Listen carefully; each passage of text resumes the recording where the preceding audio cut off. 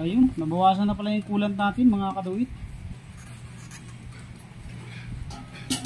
Kunti na lang. So yan, walang tumulo. Wala na yata tayong coolant mga kaduit ha.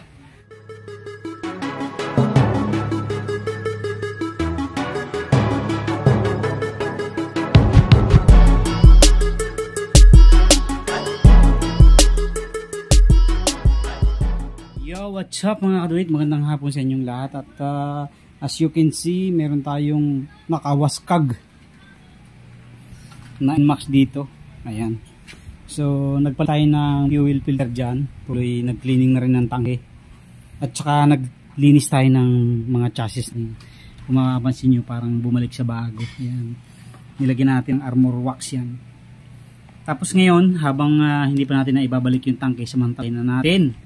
Tayo naman ay magpalit ng coolant. Yan, magpa-flashing tayo ng coolant dahil yung ating coolant ay medyo matagal-tagal nang hindi natin napalitan. So tanggalin na rin natin to para mapalitan na rin natin. Hey there. Subscribe to my channel and also press this bell icon.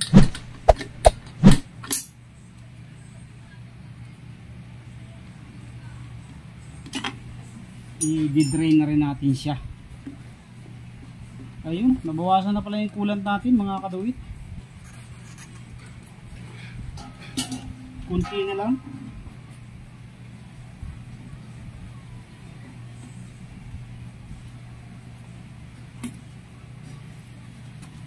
Kunti na lang ang laman ng ating coolant.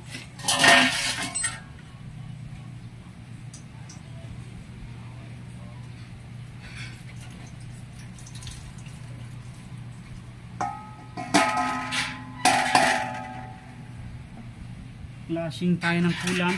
So yan ay meron pang isang flashing dito o yung drain sa block 8mm.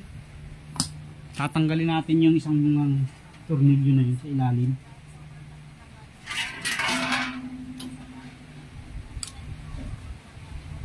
So gamit lang tayo ng 8mm.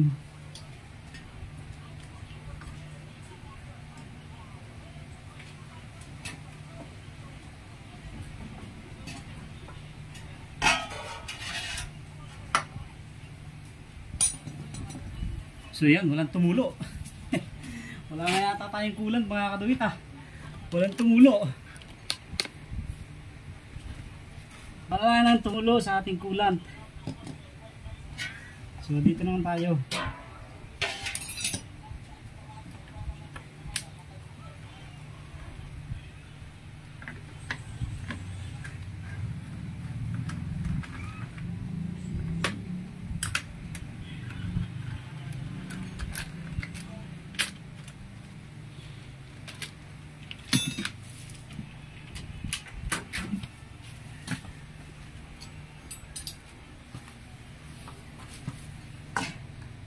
Flat screw, gamit lang tayong flat screw.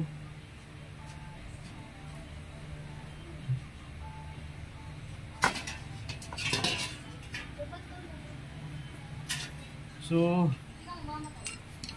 kulang pala sa luwag, kailangan luwagan pala natin dito.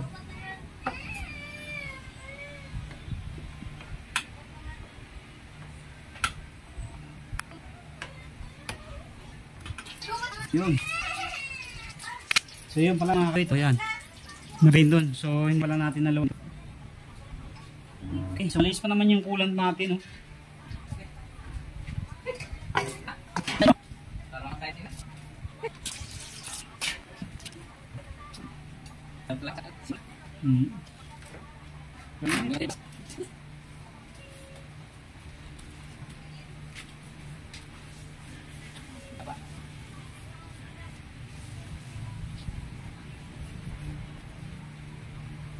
So hindi pa natin kailangan mag-cash kasi malinis pa. Napandi. Ay, wala rin. Louis Dugan. malinis pa. Kaya papalitan lang natin yan ng bago. Balik ulit natin yung mga tornilyo na inalis natin.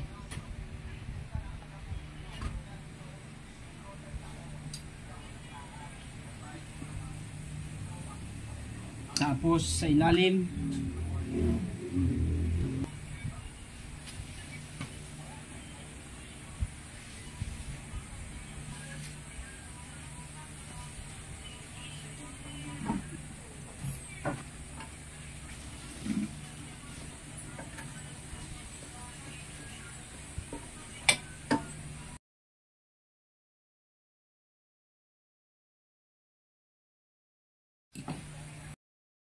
Okay, so yan na. Balik na natin itong mga kaduit. Ating reserve coolant.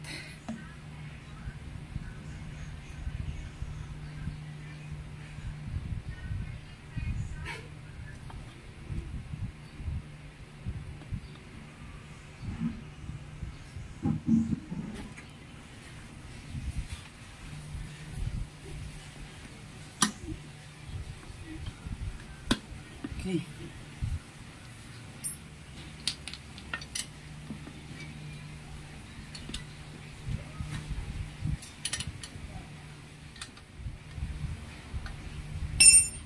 Tapos yung ating hose para sa ating overflow. Ayan. And then dito ensure natin na mahigpit ang ating ilalim. Tapos ensure nyo rin na ikabit natin yung tornilyo dun sa drain sa block. Ayan, kasi tutuloy ang pag sinalina natin. Okay, salina natin ang RS8 coolant. RS8.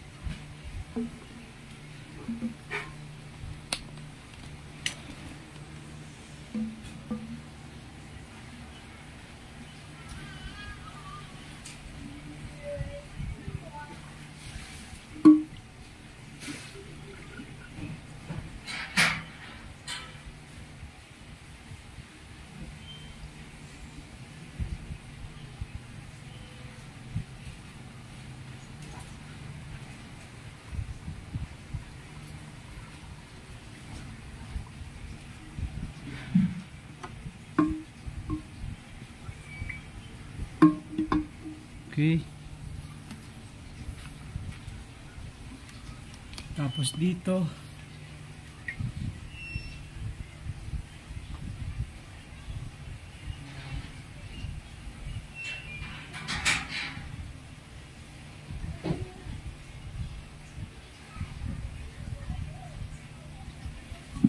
so ensure nyo lang na sakto yung nilagay natin coolant.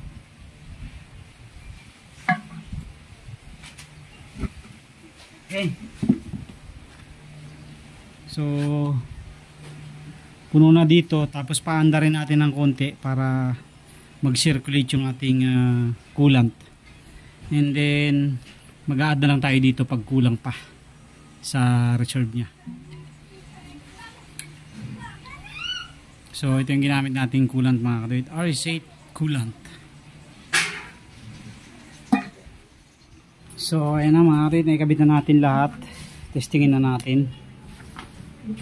Check kung gumagana ba ang ating panel.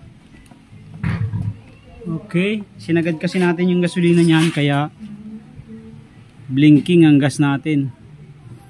Ayan, blinking. Okay, so ayan na mga kaduit, tapos na tayo, na-cleaning na natin lahat, maandar na ulit, nakapagpalit na tayo ng coolant. So all goods na, ibabalik na lang natin yung lahat ng mga flarings niyan para matapos na tayo. Okay, so thank you very much, God bless po sa inyong lahat, maraming salamat po sa inyong lahat. Ayan na. Okay, ayan o, linis o, linis yung ilalim natin.